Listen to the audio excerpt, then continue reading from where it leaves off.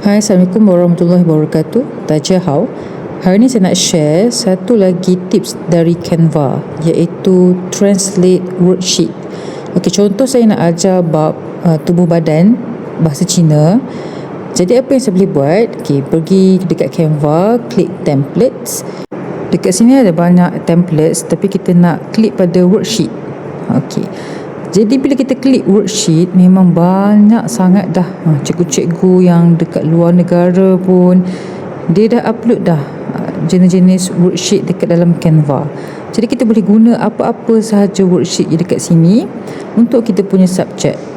Contoh saya nak ajar tentang pekerjaan, jenis pekerjaan dalam bahasa Cina. Jadi dekat sini saya klik saja mana-mana worksheet yang berkaitan dengan occupations.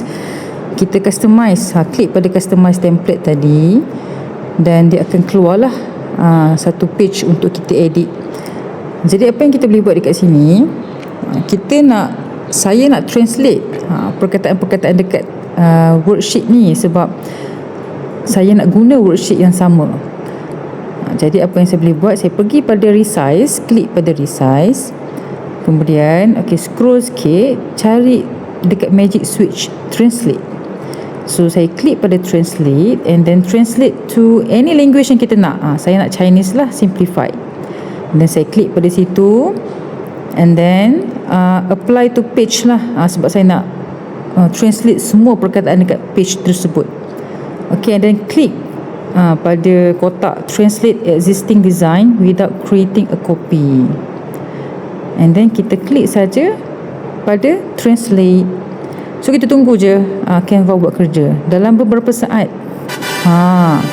dah ditranslatekan dah semua perkataan dekat page yang kita nak, worksheet yang kita nak tu.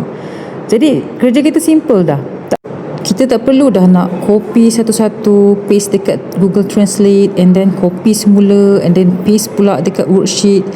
Sebabnya AI di Canva ini sudah memudahkan kerja kita.